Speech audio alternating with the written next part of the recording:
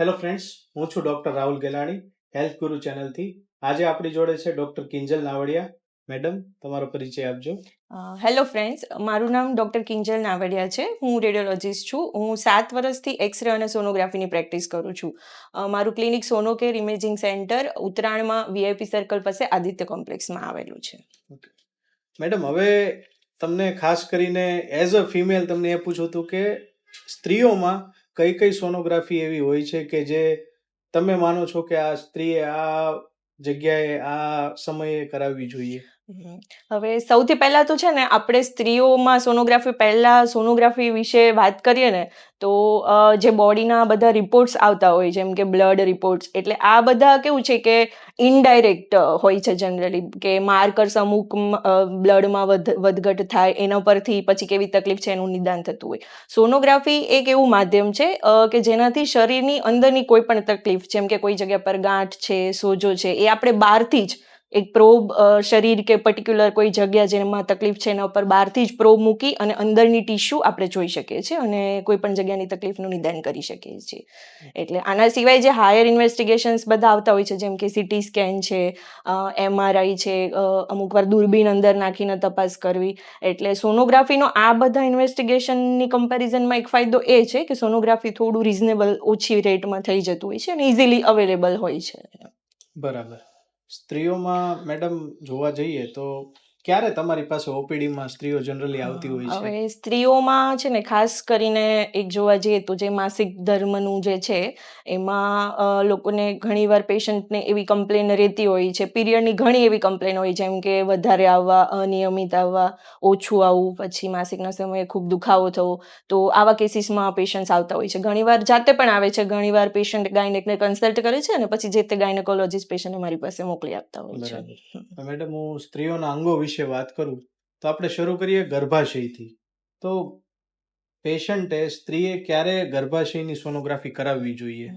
એટલે જે આપણે હમણાં વાત કરી કે આ પ્રકારની કોઈ પણ તકલીફ છે, માસિકની કોઈ પણ સમસ્યા છે, એના સિવાય પેડુમાં લાંબા સમયથી દુખાવો થવો, વધારે પડતો અચાનક દુખાવો થઈ જવો, માસિકની વચ્ચેના દિવસોમાં આપણે બ્લીડિંગ થવું કે સ્પોટિંગ થવું, એવી કોઈ પણ તકલીફ, આના સિવાય પીરિયડ રિલેટેડ કોઈ પણ કમ્પ્લેન હોય તો સોનોગ્રાફી કરાવવી જોઈએ. બરાબર. જનરલી એમાં કઈ કઈ તકલીફો જોવા મળતી હોય છે? હવે આપણે છે ને, આપણે કેવું ડેઈલી ઓપીડીમાં સોનોગ્રાફી કરતા હોય ને, તો મોસ્ટ કોમનલી જે જોવા મળે છે બહુ સામાન્ય રીતે સૌથી, એ એક છે ફાઇબ્રોઇડ. ફાઇબ્રોઇડમાં કેવું છે કે સોનોગ્રાફીનો રોલ એવો છે કે ફાઇબ્રોઇડ નાની સાઇઝનું હોઈ શકે છે એનાથી, અને ઘણીવાર બહુ મોટી સાઇઝના પણ ફાઇબ્રોઇડ થઈ જતા હોય. એક ફાઇબ્રોઇડ હોઈ શકે છે, મલ્ટિપલ ફાઇબ્રોઇડ્સ પણ હોય. તો સોનોગ્રાફીથી આપણે ચોક્કસપણે જોઈ શકીએ છીએ કે કેવડું ફાઇબ્રોઇડ છે. યુટરસમાં પણ કેવું કે માયોમેટ્રિયમ અને એન્ડોમેટ્રિયમ, એવા બે અલગ ભાગ આવતા હોય છે. તો ફાઇબ્રોઇડ એક્ઝેક્ટલી કઈ જગ્યા પર છે એના ઉપરથી પછી નક્કી કરી શકે કે આના લીધે પેશન્ટને આ તકલીફ છે, તો પછી એના માટે આ ટ્રીટમેન્ટ કરવી જોઈએ. બરાબર. હવે મેડમ, વાત કરીએ અંડાશયની. તો અંડાશયને લગતી કઈ કઈ એવી તકલીફો છે જે સોનોગ્રાફી દ્વારા ખબર કરી શકાય? અંડાશયની તકલીફમાં છે ને, ખાસ કરીને અત્યારના સમયમાં યંગ બધી જે ગર્લ્સ છે એમાં ઇરેગ્યુલર પીરિયડ, એટલે કે અનિયમિત માસિક બહુ જોવા મળે છે. PCOS અત્યારે બહુ બધા, મારી પાસે લગભગ 10 પેશન્ટ આવતા હશે, તેમાંથી 6 થી 7 પેશન્ટ્સમાં તો હોય જ છે કે જેમાં ઓવરીમાં થોડી ફૂલી જાય અને અંદર પાણીની નાની નાની ગાંઠો બની જતી હોય છે. પછી એના સિવાય એક સિમ્પલ સિસ્ટ, પાણીની સાદી ગાંઠ બની જતી હોય છે, જેના લીધે પેશન્ટને દુખાવો થાય, માસિક બરાબર આવ્યું ના હોય. પછી ઘણીવાર પાણીની ગાંઠ હોય એમાં થોડું લોહી જમા થઈને લોહીની ગાંઠ બની જતી હોય છે.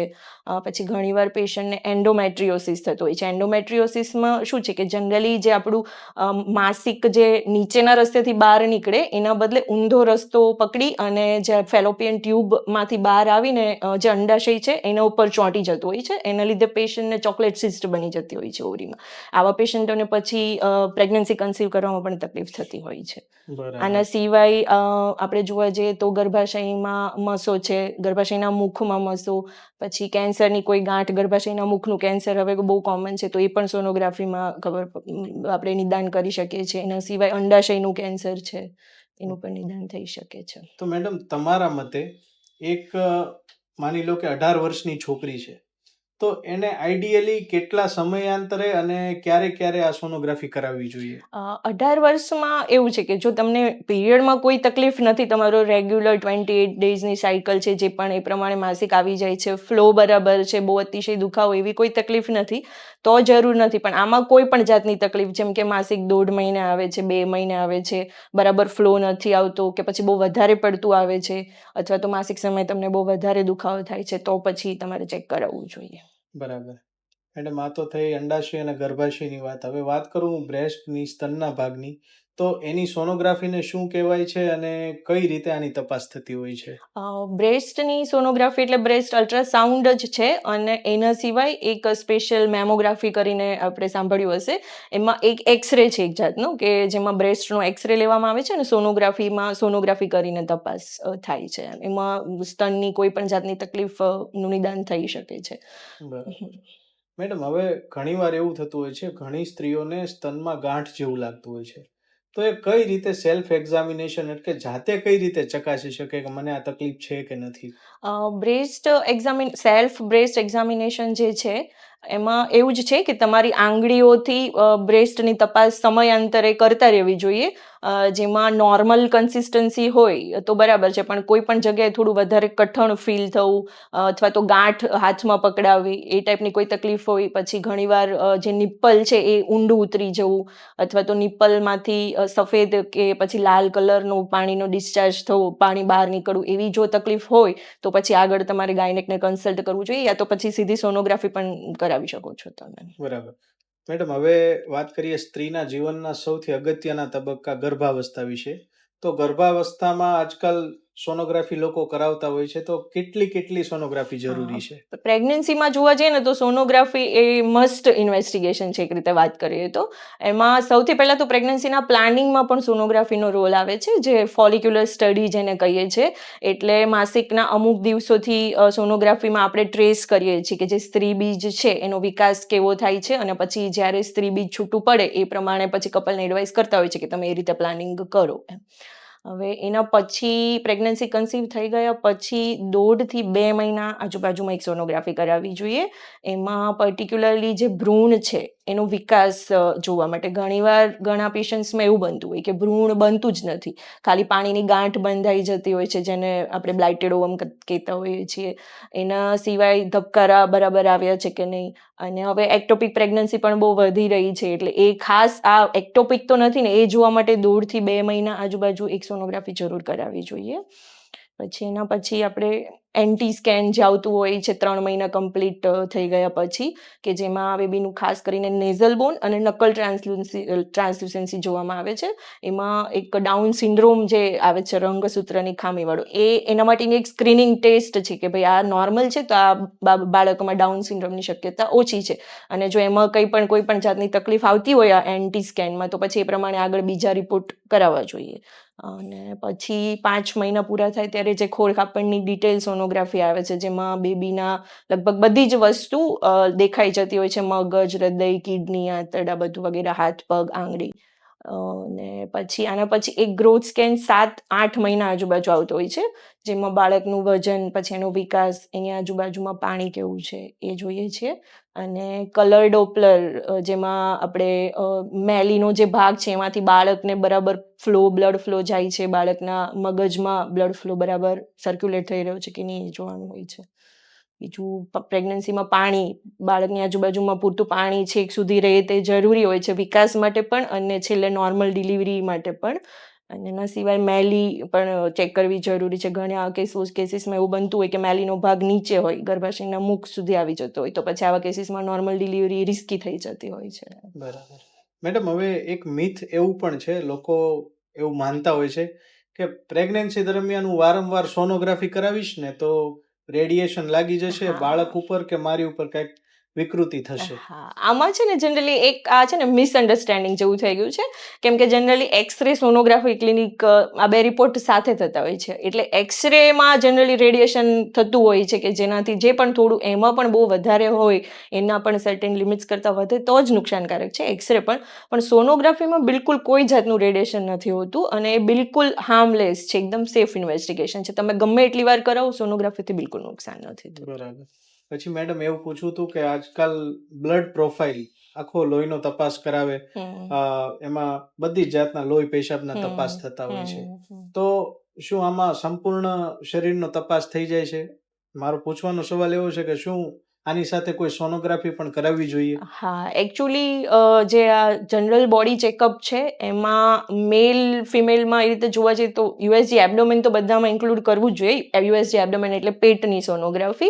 એનાથી ઘણી અને સ્ત્રીઓમાં આ બ્રેસ્ટ અલ્ટ્રાસાઉન્ડ અને પેલ્વિક અલ્ટ્રાસાઉન્ડ એટલે જે આપણી યુટરસ, ગર્ભાશય, અંડાશયની તપાસ છે એ ચોક્કસપણે કરાવવી જોઈએ. એમાં છે ને ઘણીવાર એવું હોય છે કે સાદી ગાંઠ પણ હોય, કોઈ પાણીની ગાંઠ હોય કે કેન્સરની ગાંઠ હોય, બધી કોઈ પણ જાતની ગાંઠ શરૂઆતના સ્ટેજમાં પેશન્ટને એટલા કમ્પ્લેન ના હોય, તકલીફ નથી કરતી, તો તમે આ રીતે જો ચેકઅપમાં જો અર્લી પકડાઈ જાય તો તમે એની અર્લી ટ્રીટમેન્ટ કરી શકો છો. આગળ ગાંઠ મોટી થાય ને પછી કોઈ તકલીફ વધે એના કરતાં પહેલા જ એનું સોલ્યુશન આવી શકે છે, એટલે ચોક્કસ એ કરાવવું જોઈએ. બરાબર. હમ મેડમ, જ્યારે ભયંકર રોગોની વાત આવે ને ત્યારે પહેલા કેન્સરની વાત આવે. બરાબર. તો કેન્સર જેવા ભયંકર રોગમાં સોનોગ્રાફી કઈ રીતે ફાયદાકારક થાય? કેન્સરમાં છે ને સોનોગ્રાફીનો આપણે એક રીતે વાત કરવા જઈએ ને તો મોટા ભાગે સોનોગ્રાફી જ પહેલું પગથિયું હોય છે. બધા નહીં પણ મોટા ભાગના કેન્સર છે, જેમ કે આપણે વાત કરી છાતીનું કેન્સર છે, ગર્ભાશયનું કેન્સર છે, પછી આના સિવાય પેટમાં જોવા જઈએ તો લીવરમાં ઘણીવાર ગાંઠ હોય, કિડનીઝમાં ગાંઠ હોય, પેશાબની કોથળીમાં ગાંઠ હોય, તો પહેલું પગથિયું મોટા ભાગના કેસીસમાં સોનોગ્રાફી જ થતું હોય છે. પેશન્ટને કોઈ પણ જાતની તકલીફ, દુખાવો કે એવું કંઈ થાય ત્યાંથી સોનોગ્રાફી કરીએ ને પછી આપણને ખ્યાલ આવે કે ઓકે આ જગ્યા પર થોડું આવું કેન્સર જેવું લાગે છે, પછી આગળ એના ડિટેલ્ડમાં રિપોર્ટ એવું બધું કરાવતા હોય છે. એટલે ઇન શોર્ટ સોનોગ્રાફી જ પહેલો મોસ્ટલી હોય છે રિપોર્ટ, જેમાં એવો આઈડિયા આવે છે કે ના અહીંયા આ જગ્યા પર કેન્સર હોવાની શક્યતા એમ છે. બરાબર. મેડમ, હવે એક એવો સવાલ પૂછવો હતો કે ભારતમાં અત્યારે એવું છે કે શહેરોમાં તો બધી જ સુવિધાઓ મળી જાય છે, બધા સોનોગ્રાફી સેન્ટર છે, પણ માનો કે કોઈ ગામડાની સ્ત્રી હોય હમ. તો તમારા મતે એને ક્યારેક સોનોગ્રાફી માટે જવું જ જોઈએ? ગામડાની સ્ત્રીમાં છે ને બસ બંનેમાં બીજી કોઈ પણ આપણે જે શું કહેવાય બિનાઇન્સ બધી કન્ડિશન તો ચલો એ મેનેજેબલ છે, પણ કેન્સરના પર્સપેક્ટથી જો જોવા જઈએ તો છાતીમાં કોઈ પણ પ્રકારની કઠણ ફીલ થવું કે પછી ગાંઠ લાગવી તો એમાંય પેશન્ટે ફરજિયાત સોનોગ્રાફી કરાવવી જોઈએ. અને જો માસિક ધર્મ ચાલુ છે પેશન્ટનો તો એમાં બહુ અચાનક બ્લીડિંગ થવું, અને ઘણીવાર એવું બનતું હોય છે કે આફ્ટર 45-50 યર્સ એટલે 45-50 વર્ષની ઉંમર પછી મોટાભાગે મેનોપોઝના લીધે પીરિયડ્સ બંધ થઈ જતા હોય છે, પણ સર્વાઇકલ કેન્સર જે છે એનું એ જ સિમ્ટમ છે જેને આપણે પોસ્ટ મેનોપોઝલ બ્લીડિંગ કહીએ, એટલે કે મેનોપોઝ આવી ગયા પછી બ્લીડિંગ થવું, એ એક સર્વાઇકલ કેન્સરનું સિમ્ટમ છે. એટલે જો આવું તમને કોઈ પણ જાતની તકલીફ હોય કે ભાઈ માસિક જતું રહ્યું હતું આટલા વર્ષે, વર્ષ 2 વર્ષ અને પછી આવ્યું છે, તો પછી ફરજિયાત સોનોગ્રાફી એકવાર કરાવવી જોઈએ. બરાબર. મેડમ, હવે એક ક્વેશ્ચન એવો હતો, ઓપીડીમાં પેશન્ટ આવતા હોય ને તો એ વારંવાર કહેતા હોય કે અહીંયા સોનોગ્રાફી કરાવીએ ને તો ત્યાં તો પાણી પીને અમને બેસાડી રાખે છે પહેલા